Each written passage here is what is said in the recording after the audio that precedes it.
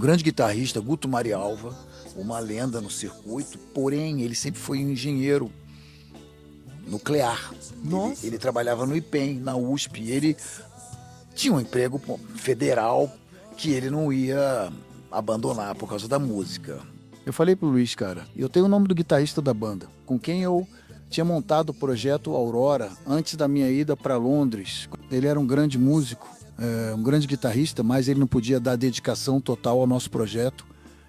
Aí o Luiz chamou o Nando como a segunda opção e aí ele começou a ensaiar com a gente. Foi fatal, cada final traz em si a semente de um começo. Passei por isso tantas vezes, acho que eu não mereço. O Guto saiu porque ele não acreditou na trans, ele ficou inseguro. Porque, apesar de tocar pra caramba, engenheiro, né? Não do Havaí, mas engenheiro lá do IPEM mesmo. Ele trabalhou 8 anos como engenheiro, acostumado naquela vida de funcionário público, cara. Infelizmente, em rock and roll, eu não vou nunca poder te dar essa segurança que você tinha no teu emprego federal. Ele era funcionário federal mesmo, ele lidava com energia nuclear, um cara CDF, fez a faculdade, um cara, um excelente músico. O guitarrista que disse não ao RPM, a história de Guto Marialva. No começo do RPM, como a gente já contou aqui no canal, Paulo Ricardo e Luiz Schiavon, os criadores desse projeto, para montar uma banda tinham que encontrar um baterista e um guitarrista. No livro do RPM é contada essa história em detalhes. Paralelamente ao trabalho de composição das novas músicas e aos ensaios na casa de Luiz, começaram a procurar os novos integrantes. Em março de 1984, um amigo de Paulo Ricardo, que trabalhava no departamento gráfico da BMG Ariola, indicou um baterista de apenas 15 anos, mas que tinha uma bateria, o que, naquela época, era meio caminho andado. Ele era o Júnior Moreno. Quanto ao guitarrista, conversaram com outras pessoas, até com Guto Marialva, que já havia tocado com Paulo, mas havia um problema que poderia inviabilizar a participação numa banda. Marialva era engenheiro, trabalhava no IPEM, no Instituto de Pesquisas Energéticas e Nucleares, e não queria trocar o certo pelo duvidoso. Paulo Ricardo e Luiz queriam um músico que se dedicasse ao projeto de uma banda profissional. Mas quem foi o Guto Marialva? O Guto foi um guitarrista talentoso, que mais tarde seria reconhecido como compositor, arranjador e multi-instrumentista. E ele poderia ter mudado para sempre a história do RPM, mas fez uma escolha que poucos teriam coragem de fazer. Mas antes de contar essa história, pedimos que deixe seu like, se inscreva no canal e ative o sininho. Assim você nos ajuda para que o YouTube continue exibindo os nossos vídeos, para que possamos continuar contando mais histórias do RPM e seus integrantes. A grande maioria dos usuários recorrentes do canal não são inscritos, por isso pedimos que nos ajude com sua inscrição. Também ativamos a opção Seja Membro para quem desejar colaborar e acessar material exclusivo do canal. Muito antes do convite para ser o guitarrista do RPM, Guto já era um músico extraordinário. Mas também tinha outra paixão. Ele se formou em engenharia e ingressou no Instituto de Pesquisas Energéticas e Nucleares, um dos centros tecnológicos mais importantes do Brasil. Paulo Ricardo fala em entrevista como conheceu o Guto no início dos anos 80. Fui convidado por um grande guitarrista, Guto Marialva, uma lenda no circuito, porém ele sempre foi um engenheiro nuclear. Nossa. Ele trabalhava no IPEM, na USP, ele tinha um emprego federal que ele não ia abandonar por causa da música. Um cara muito sério e tal, e me viu em algum lugar e falou, eu tenho uma banda de bar que é mais legal que essa. Eu fui lá e ele disse, eu tenho umas músicas próprias. Aí eu falei, tá legal, vamos trabalhar isso aí. É importante lembrar o contexto.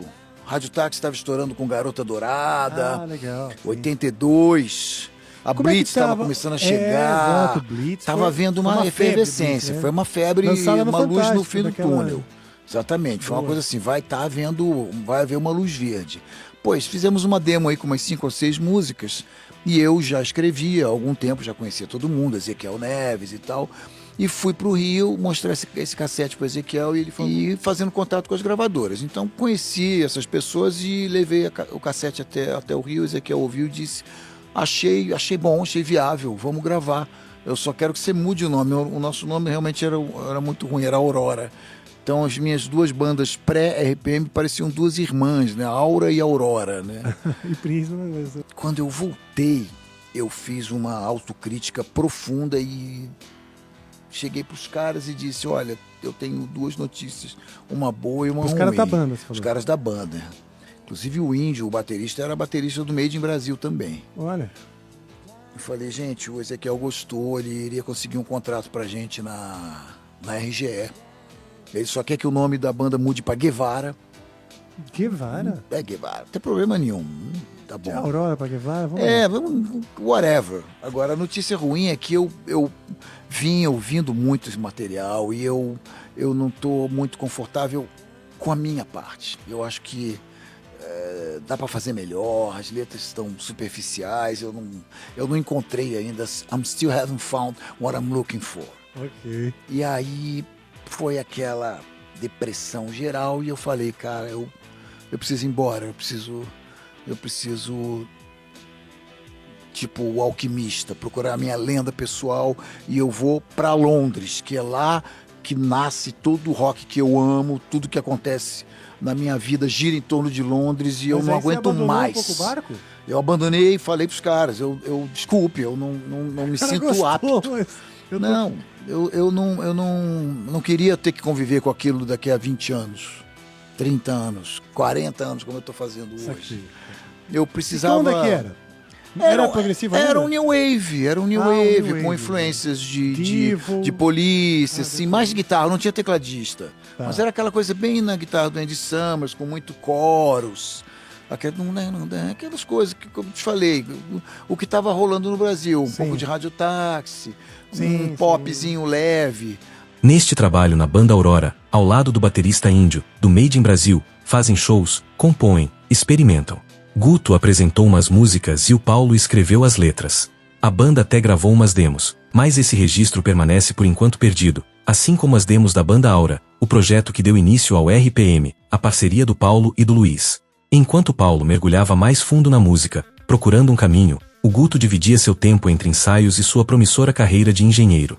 Depois da vinda do Paulo Ricardo de Londres, onde ele passou 6 meses, ele e o Luiz Schiavon percebem que é a hora de montar uma banda profissional. Ali começa o RPM. E quando surge a necessidade de um guitarrista, o primeiro nome lembrado é Guto Marialva. Respeitado, talentoso, versátil, ele era a escolha natural. Mas a resposta de Guto mudou tudo. Segundo o livro Revelações por Minuto, ele não queria trocar o certo pelo duvidoso. Trabalhando como engenheiro nuclear no IPEM, com estabilidade e um futuro garantido, ele diz não ao convite que poderia ter mudado sua vida, e a história do RPM também. Essa decisão abriu espaço para Fernando Delucchi, quem seria o guitarrista do RPM, e o resto é história. Enquanto o RPM fez sua trajetória com grande sucesso, Guto não abandonou a música. Pelo contrário, ele continuou compondo, produzindo, arranjando e tocando. Em 1989 ele voltou a trabalhar com Paulo, fez parte dos primeiros trabalhos solo do vocalista do RPM, e fez parte da banda que se apresentou no Rock in Rio no Maracanã. A gente pode ver ele em alguns clipes como 2%.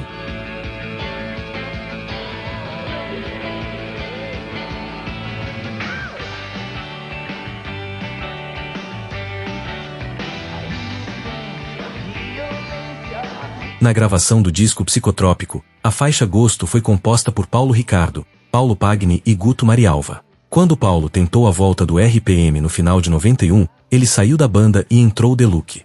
Na época Paulo Ricardo ficou meio magoado com a saída do Guto da banda. Segundo ele foi pela mesma razão que ele não aceitou a proposta do RPM em 1983, trocar o certo pelo duvidoso. Até tinha mais um, tinha até o Guto no começo, né? Por que ele saiu? O Guto saiu porque ele não acreditou na trans, ele ficou inseguro, porque é uma jogada arriscada. Meio que achou que pudesse ser isso, ele não estava acreditando. Por que ele não estava acreditando? Porque pra ele não era uma verdade. Ele não estava como todo mundo ficou. É uma banda, você ouve o som, você vê que é uma banda. E ele transmitia uma certa empatia, né? Ele transmitia uma certa antipatia, né? Ele transmitia uma sensação de... sei lá, de que ele estava inseguro na trans, ele que apesar de tocar pra caramba, engenheiro, né? Não do Havaí, mas é engenheiro lá do IPEM mesmo, ele trabalhou 8 anos como engenheiro, acostumado naquela vida de funcionário público, cara. De repente ele começa a fazer show, e aquela loucura, e essa crise do Brasil, então de repente tem semana que tá demais, aí na outra semana não tem nenhum show, sabe? E ele ficava todo neurótico, ai, mas a volta do RPM, a gente tinha marcado um show no Canecão, eu achei que tava muito cedo pra fazer um show no Canecão e cancelei. Ele ficou apavorado, falou, ai meu Deus, não sei o que lá, vai implodir, né?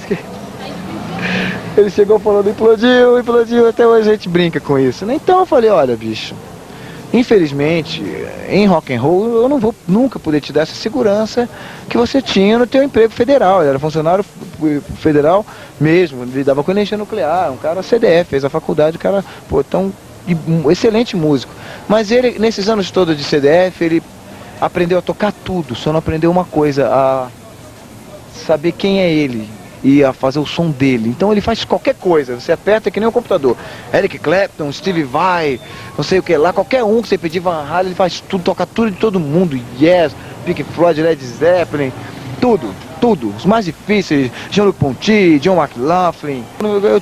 Ele tava comigo na carreira solo. Quando o Nando voltou do trabalho dele com a banda dele, Louco Vício, ficou muito claro que eram duas correntes, e o Guto viu que não era a praia dele, né? Hoje ele tá fazendo um som mais heavy, né? É engraçado esses caras, os caras mais velhos, né? E mais heavies, ele e o PA, os caras vão fazer um som mesmo de thrash metal, né? Sei lá, speed metal. Outro dos trabalhos onde ele teve destaque foi na banda Carmina Rock, junto com Paulo Macia e Robbie Brandt. Esse projeto misturava rock, soul e pop com influências refinadas. Beatles, Led Zeppelin, Eric Clapton, Pink Floyd, entre outros. Guto Marialva morreu jovem, em março de 2014, e foi uma comoção entre os seus colegas. Ele tinha um baixo perfil, não gostava muito da exposição, e continuava trabalhando como engenheiro. Após sua morte, Carmina Rock continuou ativa em memória de Guto, uma prova da marca que deixou. Em março de 2014, Paulo Ricardo publica no Twitter: "Descanse em paz, Guto Marialva. Guitarrista virtuoso e engenheiro nuclear. Fundamos o Grupo Aurora, antes do RPM, fizemos todo o circuito de bares. É impossível não perguntar. E se Guto tivesse dito sim, ele seria o primeiro guitarrista do RPM. As músicas seriam diferentes? Talvez não, porque o trabalho de composição do primeiro álbum havia sido feito pelo Paulo e pelo Luiz, talvez alguma das músicas tivesse um outro arranjo. Outras perguntas seriam, se o sucesso teria outra cara, e se a banda seguiria o mesmo rumo.